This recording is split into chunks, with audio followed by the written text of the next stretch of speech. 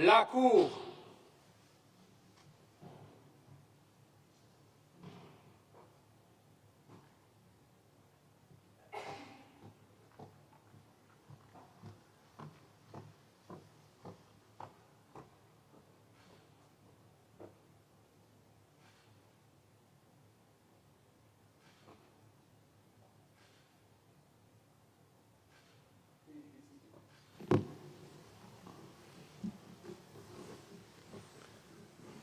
I declare open the hearing for the delivery of a judgment of the European Court of Human Rights in the case of Jesus Pinhal versus Portugal, pursuant to Article 44 of the Convention and Rule 77, Paragraph 2 of the Rules of Court.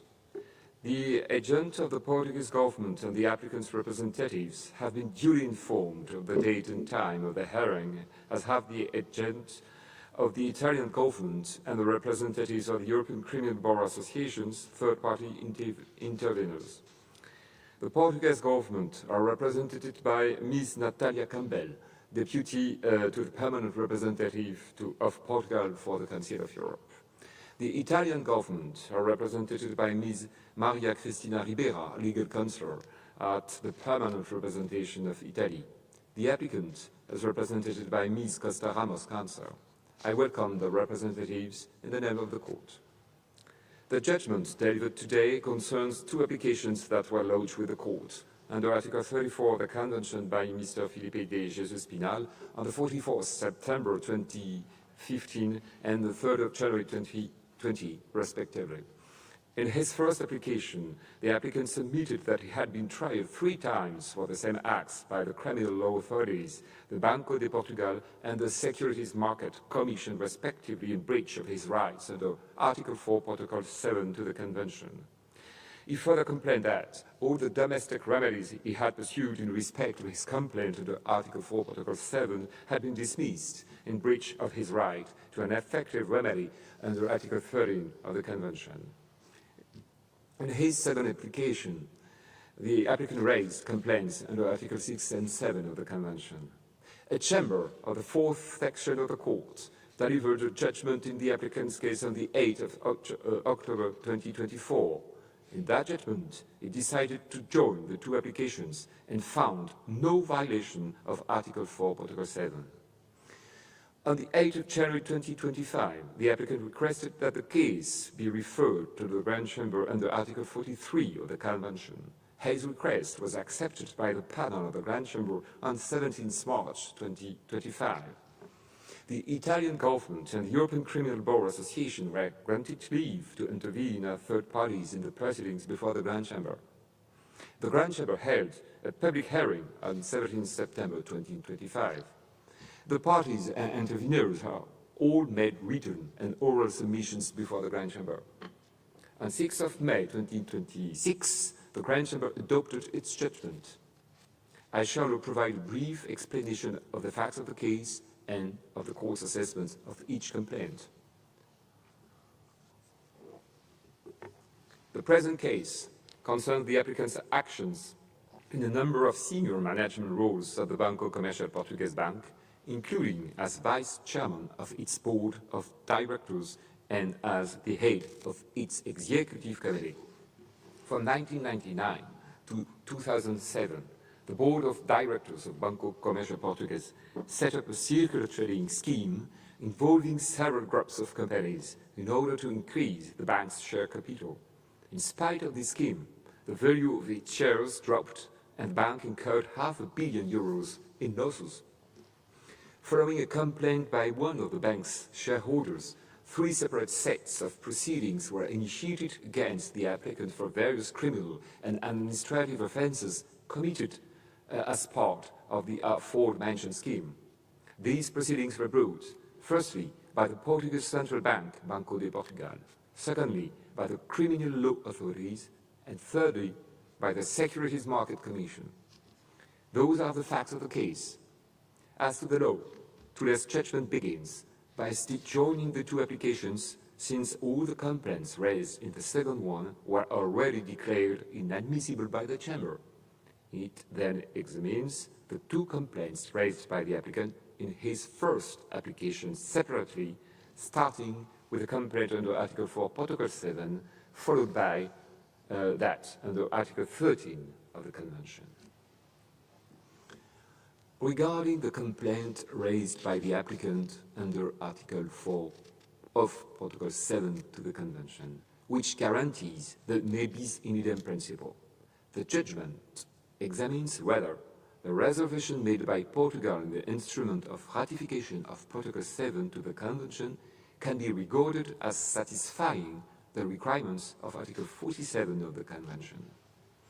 Portugal's declaration states that proceedings which are not classified as criminal under Portuguese law do not fall within the scope of Article 4, Protocol 7 in relation to Portugal.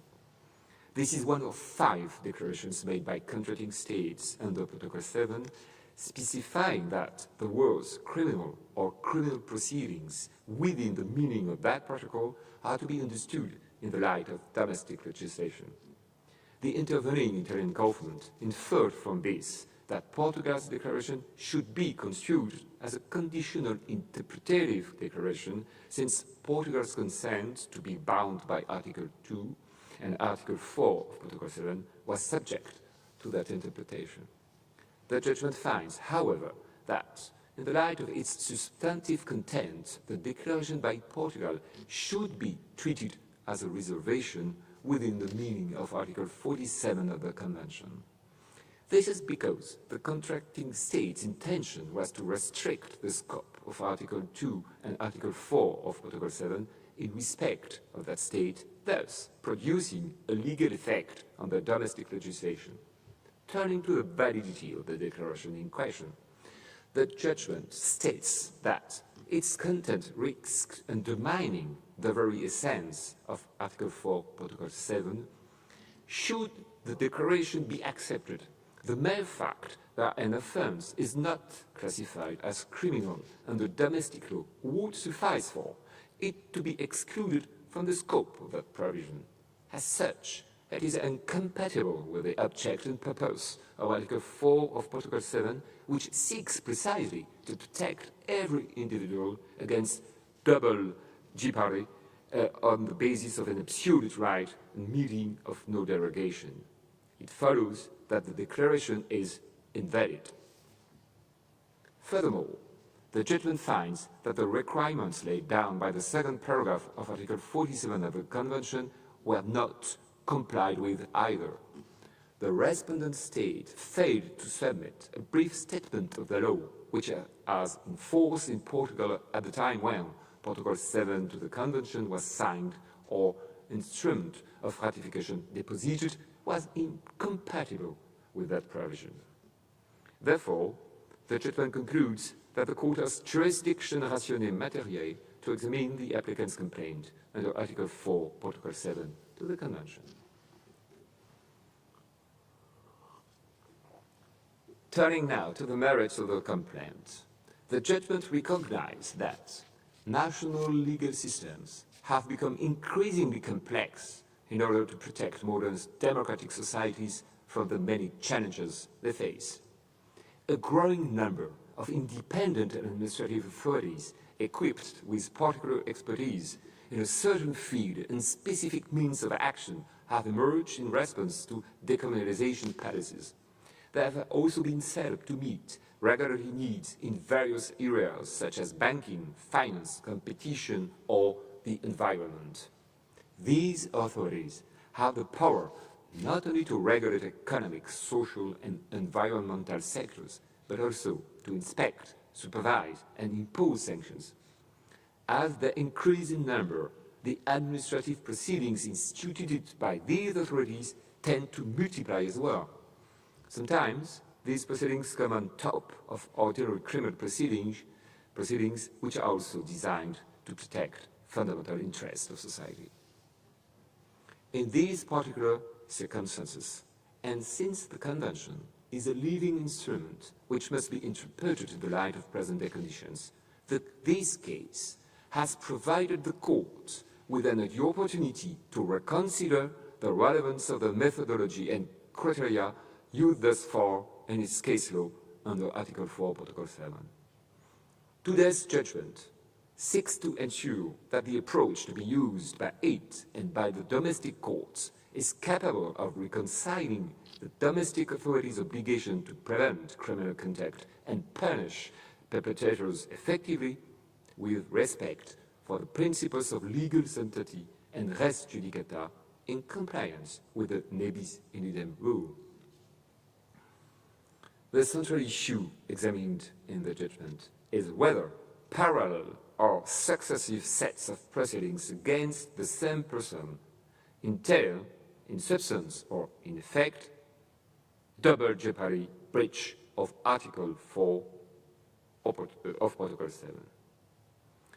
This will be the case unless, by contrast, they can be regarded as part of an integrated system enabling different aspects of the wrongdoing to be addressed in a forcible and proportional manner. Where this is so, the proceedings in question form a coherent whole such that the individual concerned is not subjected to injustice. In addressing this central issue, the judgment confirms the calibrated approach established in the Grand Chamber case A and B versus Norway, while taking the opportunity to clarify or refine some of the criteria laid down in that judgment and in the follow-up case law under Article 4, Protocol 7. I will now summarize the new approach and criteria set out in the judgment. Firstly, the judgment maintains the court's approach to assessing whether proceedings are criminal in nature for the purposes of Article 4 of Protocol 7 based on the three-angle criteria. Committed as it is to the stability and consistency of the court's case law, the Grand Chamber has chosen not to question that approach, insofar as it has been applied consistently in the case law without raising any difficulties in practice. Secondly, the judgment restricts the scope of the concept of offense within the meaning of the first paragraph of Article 4, Protocol 7, as established in the existing case law. It does so in view of the challenges faced by the national authorities in protecting their populations from increasingly sophisticated forms of crime and wrongdoing. Indeed, the judgment finds that the current case law requirement that the facts need only be substantially the same in order for the idem condition to be met does not suffice to establish that the same offense has been prosecuted in different sets of proceedings. Under the new approach, for the idem condition to be satisfied, mere similarity or a contextual connection no longer suffice. The material facts alleged against the same defendant in two or more sets of proceedings must be identical.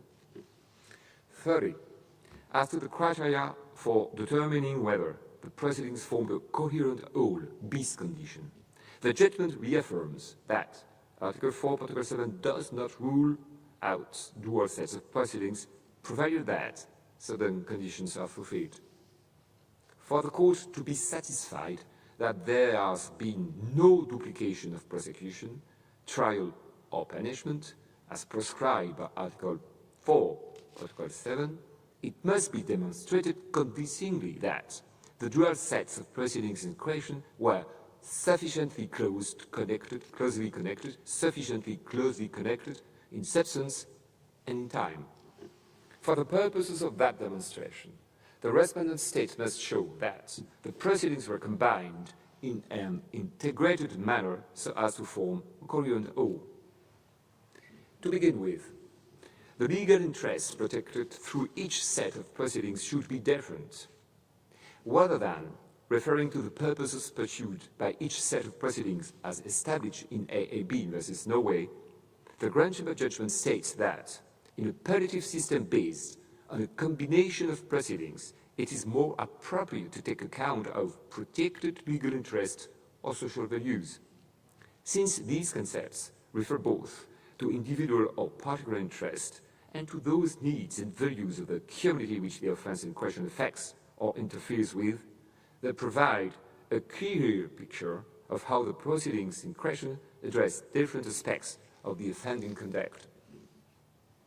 The judgment goes on to find that the means used to protect the relevant legal interest should in essence be complementary and linked in time. Moreover, the consequences of the legal treatment of the offending conduct should be both forcible and proportionate for the persons affected.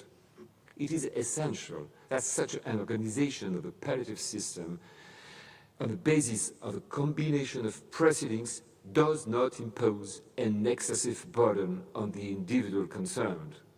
In that regard, the proportionality of the overall sanction imposed on the defendant should have a prominent, if not decisive, role in determining whether there is a sufficiently close connection in substance between the sets of proceedings in issue. Furthermore, to avoid placing an excessive burden on the individual concerned, the Grand Chamber judgment establishes the need for clear, effective, and consistent domestic rules to ensure coordination in the conduct of the proceedings in a manner respectful of defense rights.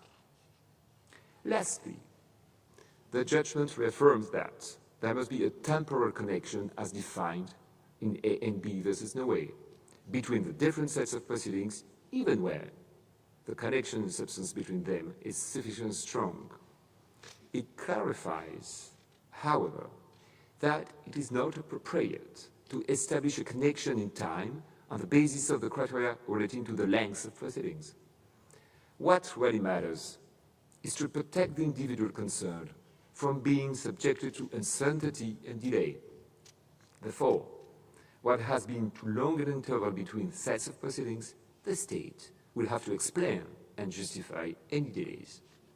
In conclusion, if these criteria are satisfied, dual sets of proceedings against the same defendant in respect of identical facts may be regarded as forming part of an integrated system enabling different aspects of the wrongdoing to be addressed in a forcible, proportionate, and coherent manner, so that the individual concerned is not thereby subjected to injustice. In these circumstances, there will be no duplication of proceedings as prescribed by Article 4 of Protocol 7. Applying the above criteria to the present case, the Grand Chamber judgment reaches the following conclusions. Firstly, as regards the nature of the proceedings, the three sets of proceedings initiated against the applicant by the Banco de Portugal, the criminal law authorities, and the Securities Market Commission amount to criminal proceedings for the purposes of Article 4, Protocol 7. Secondly, the idem condition was met with regard to the act of reporting false information for which the applicant was prosecuted in both the criminal proceedings and the Banco de Portugal proceedings on the one hand, and in both the criminal proceedings and the proceedings instituted by the Securities Markets Commission on the other. Thirdly, as to whether there was duplication of proceedings, bis condition, the judgment finds that the three sets of proceedings against the applicant for reporting false information addressed different protected legal interests. Furthermore, in keeping with clear and effective rules laid down by domestic law, the three sets of proceedings were conducted in a coordinated manner while respecting the applicant's defense right. Moreover, the overall sanction imposed on him was proportionate to the seriousness of the offending acts, and his partial acquittal in the Banco de Portugal proceedings was not called into question in subsequent decisions. Finally, there were no delays which prolonged the proceedings excessively. The judgment concludes that the three sets of proceedings complained of formed a coherent whole which do not subject the applicant to any justice. There was therefore no duplication of proceedings as prescribed by Article 4, Protocol 7.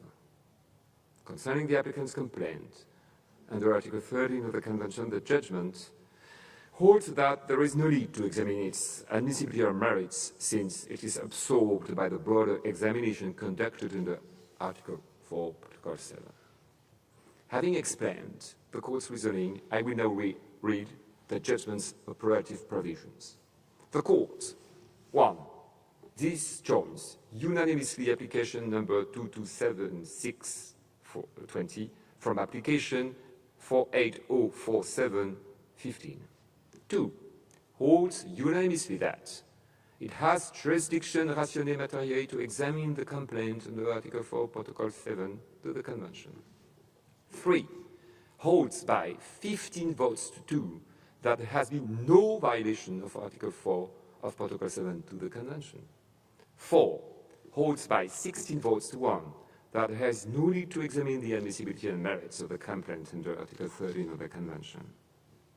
Following this hearing, the full text of the judgment in English and in French will be published on the court's website and will be available in the ODOC database.